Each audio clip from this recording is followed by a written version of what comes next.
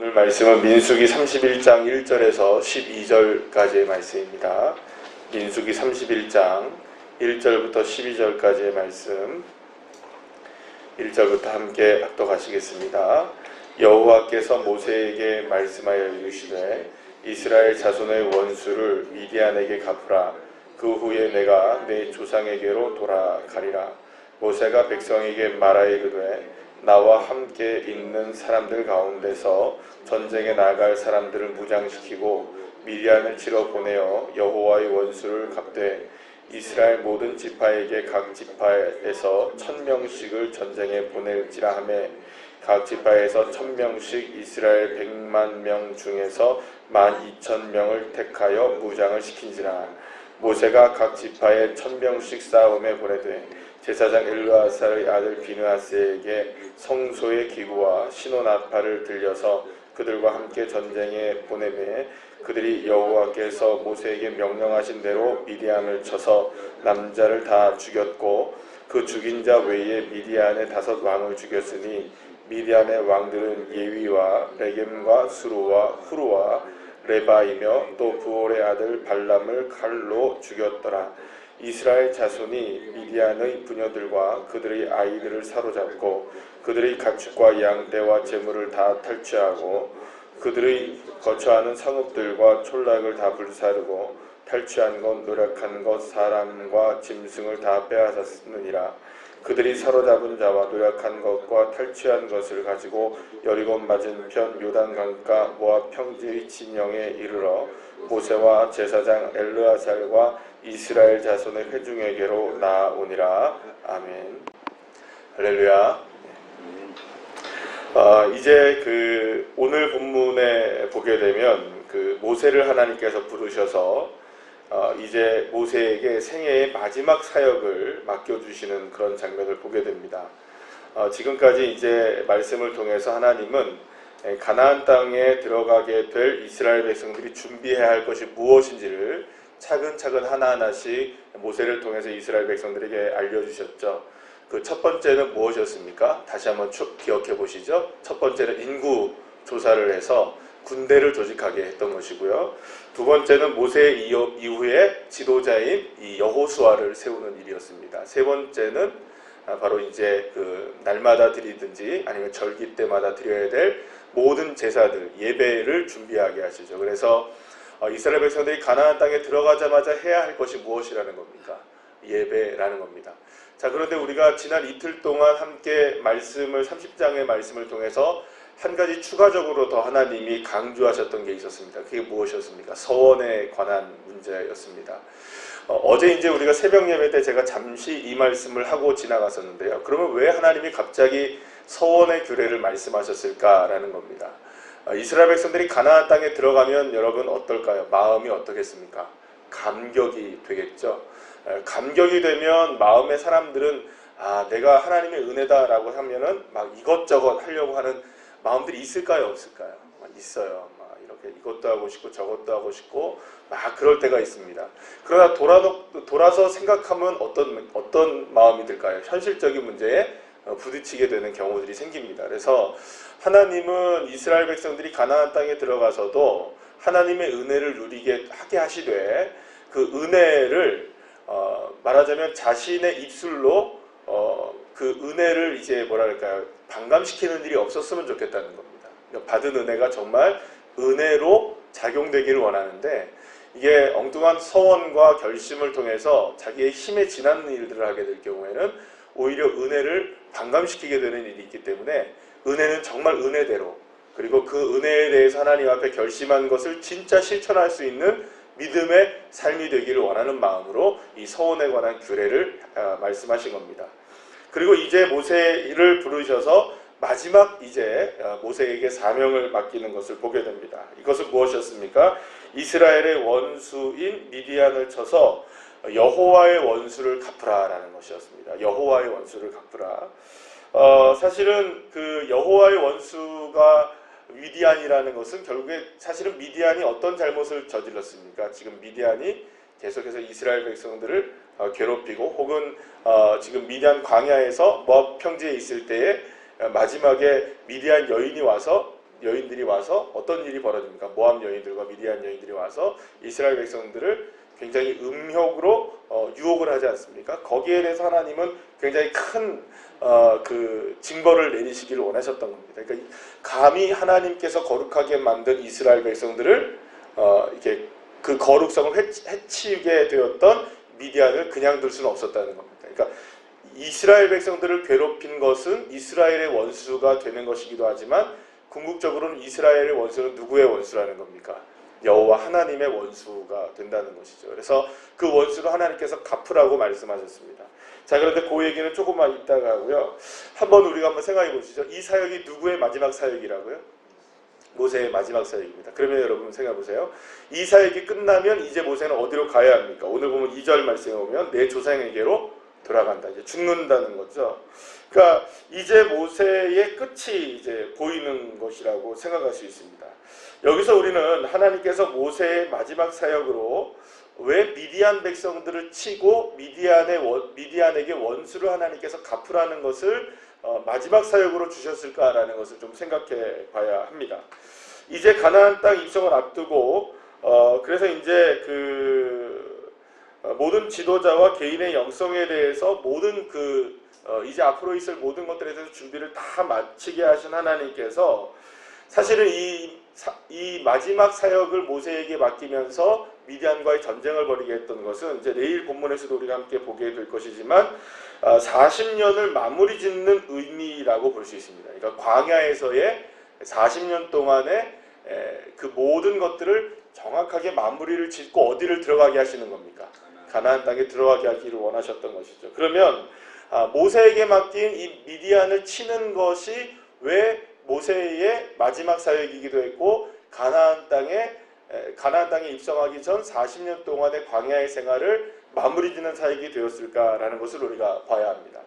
사실 미디안은 처음부터 이스라엘과 적대적인 관계를 가지고 있지는 않았습니다. 왜냐하면 여러분 혹시 기억하시는지 모르겠지만 모세의 장인 이드로라는 사람이 있죠. 그러니까 이드로가 어디 출신인 줄 아십니까? 이 미디안 사람입니다. 그러니까 미디안 장로 출신이에요. 그러니까 사실은 어떻게 보면 모세의 처갓집이 어디입니까? 미디안이에요. 그러면 여러분 처음에는 이스라엘 백성들도 미디안에 대해서 모세도 그렇지만 모세가 그러니까 미디안과 그렇게 나쁜 관계에 있지 않았습니다. 그런데 시간이 지나면 지날수록 그리고 또 맨 마지막에 우리가 이스라엘 백성들이 40년의 광야의 맨 마지막에 왔을 때 가장 이스라엘 백성들을 어렵게 했던 사람들이 누구였습니까? 이 미디안 사람들이었거든요. 그러니까 처음부터 나빴던 관계는 아니었지만 이 마지막에 와서 이스라엘 백성들이 완전히 타락하게 되는데 정말 일조를 하게 됐던 족속이 그리고 또 계속해서 이스라엘을 저주를 하려고 했던 족속이 바로 이 미디안이었습니다. 그러니까 이스라엘 백성들의 광야의 생활에 있어서 가장 큰 걸림돌이 되었던 이 미디안을 제거함으로 하나님은 이스라엘 백성들이 하나님의 백성답게 만들어지고 세워져서 어디를 들어가기를 원하셨던 겁니까? 가나안 땅에 들어가기를 원하셨던 것이라고 볼 수 있습니다. 특히 이제 미디안이 왜 이스라엘 백성들과 문제가 됐냐면 여기서 오늘 보면은 미디안의 5 왕들이 나오죠. 그리고 또 누가 나옵니까? 마지막에 이름이 여러분들 오늘 본문에 보면 8절 말씀에 보면 부올의 아들 발람을 칼로 죽였더라. 여러분들 발람은 어떤 일을 했는지 우리가 기억하시죠? 발람은 맨 마지막에 이스라엘 백성들은 어떻게 하시든지 저주를 하기 위해서 발락이라는 이런 사람을 끌어다가 저주를 하려고 그렇게 노력을 했단 말이에요. 그러니까 결국에는 이 발람의 계략은 실패로 돌아가지만 이스라엘 백성들을 계속해서 끊임없이 저주를 하려고 했던 이 미디안인들의 이 모습을 하나님께서는 정리를 하셔야 됐다는 겁니다. 그러니까 하나님은 이런 정리를 통하여서 이스라엘 백성들을 다스리시는 분이 누구시라는 것, 하나님이시라는 것, 결코 이스라엘 백성들을 저주할 수 없다는 것, 이스라엘 백성들은 복받은 자녀들이라는 것, 그리고 하나님께서 거룩하게 세상과 구별되어 있는 백성들이라는 것을 이 모세의 마지막 미디안과의 전쟁을 통하여서 증명하시기를 원하셨던 것입니다. 그러니까 이스라엘을 괴롭힌 모든 음행으로 괴롭히든 저주로 괴롭히든 어떤 곳으로든 괴롭혔던 이스라엘을 적대했던 이 모든 세력들을 그러니까 절연하게 다 끊어내고 이스라엘 백성들이 온전하게 거룩하게 되기를 원하셨던 하나님. 특히 여기서 보면 오늘 본문에서 여러분들 보시게 되면 누구를 전쟁 앞서 보내게 됩니까? 오늘 6절 말씀해 보시면 엘르아살의 아들 비느하스를 나팔을 불며 보내게 되죠. 여러분, 비느하스가 어떤 사람이었습니까? 기억하십니까? 얼마 지나지도 않았는데 다 까먹어요. 그죠? 새벽에 나와서 우리가 들었는데도. 비느하스가 어떤 사람이었습니까? 이 바로 미디안 여인과 이스라엘 백성들과 음행이 있을 때 그 장소에서 이 비느하스가 벌떡 일어나서 창으로 단번에 이 미디안 여인과 이 음행을 했던 남자를 이렇게 그 자리에서 처단을 해버리잖아요. 그러니까 비느하스가 어떤 의미를 나타내는 거냐면 하나님 앞에 거룩함, 하나님 앞에서의 하나님의 마음을 알았던 사람, 그러니까 하나님의 질투심이 무엇인 줄 알았던 사람. 그래서 비느하스를 칭찬하시고 비느하스를 축복하실 때 영원한 제사장이 되겠다 말씀하시면서 어떤 얘기 하십니까? 나의 질투심으로 질투하였다라고 얘기하죠. 그러니까 여호와의 질투심이 살아있는 사람, 여호와 하나님이 질투하신 건 어떤 것이었습니까? 이스라엘 백성들을 사랑하는 질투였잖아요. 기억하십죠? 그러니까는 지금 비느하스를 앞세웠다는 것은 이 전쟁에서 하나님께서 이스라엘 백성들에게 요구하시고 또 만방에 알리시기를 원하셨던 건 뭐냐면 하나님이 이스라엘 백성들을 사랑하신다. 하나님이 이스라엘 백성들을 구별시키시고 계신다. 하나님이 이스라엘 백성들을 깨끗하게 거룩하게 만드시기를 원하신다는 사실을 이 마지막 미디안 전쟁을 통하여서 보여주시기를 원하셨던 겁니다. 그게 이제 이스라엘의 40년 광야 생활의 마침표가 되는 것이죠. 여러분, 그럼 보세요. 모세를 맨 마지막에 마침표를 찍는 이 사건의 선봉장에 서게 합니다. 그러면 이 말은 무엇일까요? 모세라는 사람의 지도자가 40년 동안 광야의 생활을 살면서 그는 실패한 인생이었을까요? 성공한 인생이었을까요? 우리가 이렇게 생각할 수 있습니다. 모세는 왜 가나안 땅에 못 들어갔지? 여러분, 그러면 실패한 걸까요? 가나안 땅에 못 들어갔기 때문에 이 사람은 구원 못 받았다. 가나안 땅에 못 들어갔기 때문에 이 사람은 이상한 사람이 되었다. 하나님께 버림받았다. 여러분, 이게 아니라는 겁니다. 오히려 40년 동안의 사명을 감당하는데 맨 마지막에 미디안 전쟁을 통하여서 하나님께서 모세가 하나님의 거룩하심을 앞장서 행했던 사람이라는 것을 이 사건을 통하여서 평가로 딱 그냥 하나님께서 내려주시는 것입니다.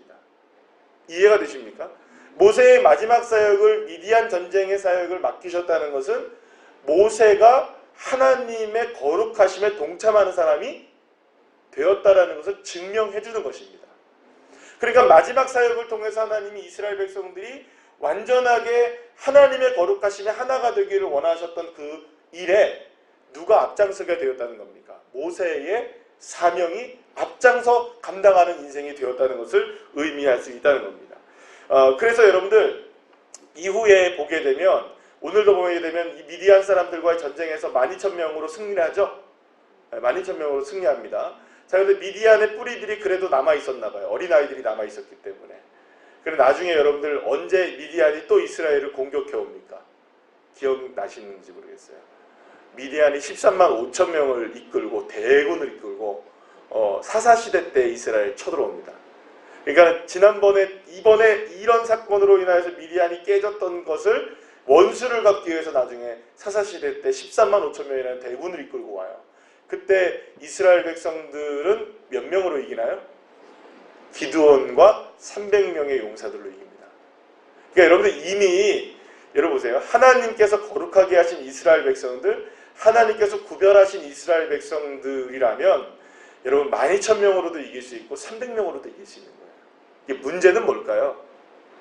하나님 앞에서의 거룩함입니다. 그러니까 하나님 앞에 구별된 한 사람은 미디안의 13만 5천 명도 거뜬히 이겨냅니다. 하나님 앞에 그러나 구별되지 않은 인생은 아무리 12,000명, 13만 5천 명이 있어도 한 명의 미디안 그 여인의 음행을 막아낼 수 없는 것이죠. 그럼 여기서 주님께서 원하시는 건 뭘까요? 이스라엘 백성들의 마지막 40년의 광야의 마침표를 찍는 이 모세의 사명을 통해서 이스라엘 백성들에게 원하시는 것이 분명하다는 것을 우리가 알 수 있어요. 그거는 딱 한 가지입니다. 내가 거룩하니 너희가 거룩해야 한다.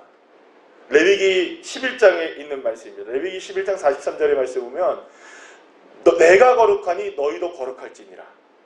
다시 한번 우리 따라할까요? 내가 거룩하니 너희도 거룩할지니라. 하나님이 원하시는 건 딱 한 가지라는 거예요. 그러면 이 거룩함이라는 건 뭘까요, 여러분?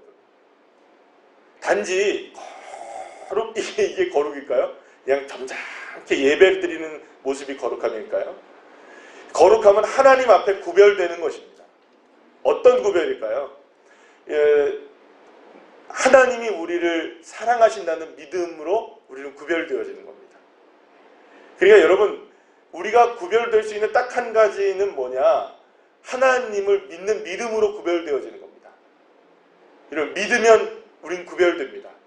그러나 믿지 못하면 구별될 수 없습니다. 믿으니까 구별되어지는 겁니다. 여러분, 이걸 잘 아셔야 됩니다. 우리는 우리 스스로가 거룩하게 살기를 원하면서도 믿음이 없기 때문에 구별될 수 없는 일들이 많아요. 이제 내일이면 광복절이잖아요. 내일이면 광복절인데 74주년 광복절이 되고, 올해가 여러분들 아시다시피 3.1운동과 임시정부가 세운 지 100주년이 된 해잖아요. 그리고 또 지금 올해에 일본과의 이 분쟁 때문에 많은 어려움이 이제 있고, 또 여러 가지로 지금 지금 일본 제품 불매운동이라든지 여러 가지로 우리나라 지금 상황이 이렇게 돼서 그런지 몰라도 방송에서 이런 독립에 관한 그런 다큐멘터리라든지 이런 것들을 많이 해요. 근데 어제 뉴스를 하나를 딱 봤더니 이런 뉴스가 나오더라고요. 밀정이라는 게 있었다고. 영화 밀정에 관한 이야기가 아니라 실제로 일제강점기 때에 밀정들이 많았답니다. 지금 파악한 인원만 한 800명 정도 된다고 해요. 그러니까 뭐냐 하면 한국 사람들을 어디다가 스파이로 심어놓고 독립운동을 하는 사람들의 모든 동선들과 그들의 모든 것들을 다 끄집어내서 누구에게 전달하는 역할을 하는 겁니까? 일본에 전달하는 역할. 심지어는 김자진 장군 비서까지도 밀정이었답니다. 우리 김자진 장군 알잖아요. 청산리 전투에서 얼마나 큰 공을 세웠던 홍범도 장군과 함께. 그러니까 어제 이제 뉴스를 보면서 어이없다라는 생각이 드는 거예요. 그러면 누굴 도대체 믿을 수 있지?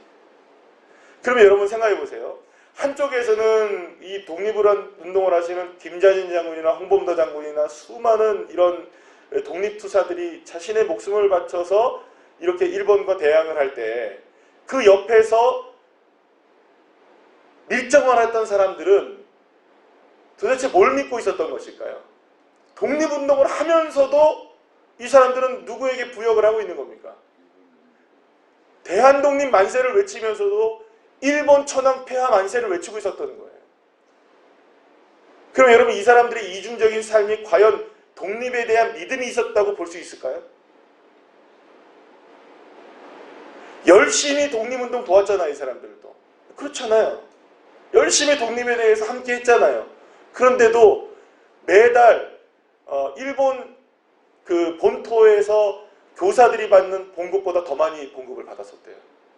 그러니까 지금 말하면 어마어마한 돈들을 받았던 거예요. 밀정하는 것 때문에 한 달 내내 돈이 그렇게 입금이 됐던 거예요. 여러분, 이 사람들은 우리가 지금 신앙적으로 얘기한다면 과연 이 사람들은 믿음이 있었던 사람들일까요?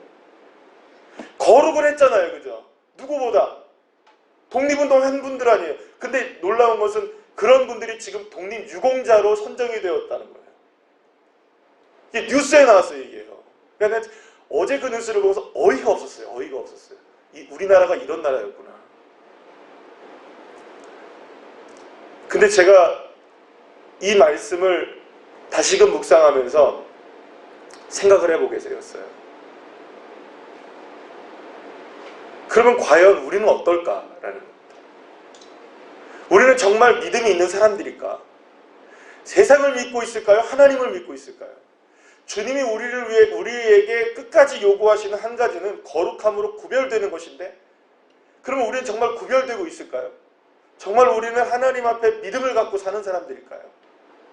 여전히 세상을 믿고 있는 사람들일까요?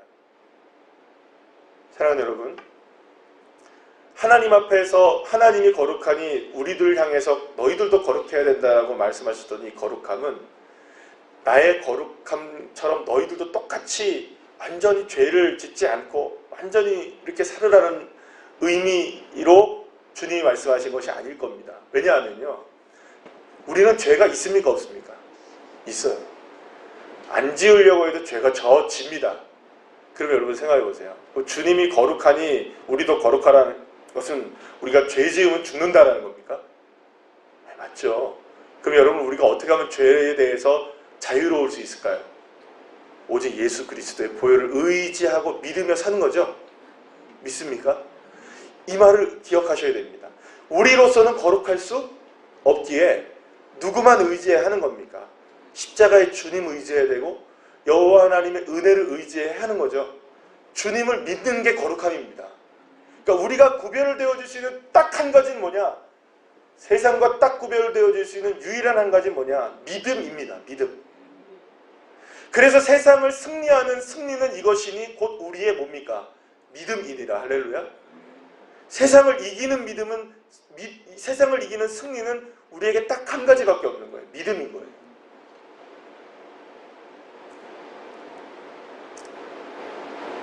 우리가 영적으로 생각한다면 우리의 영적으로 밀정이 돼서는 안 되겠죠.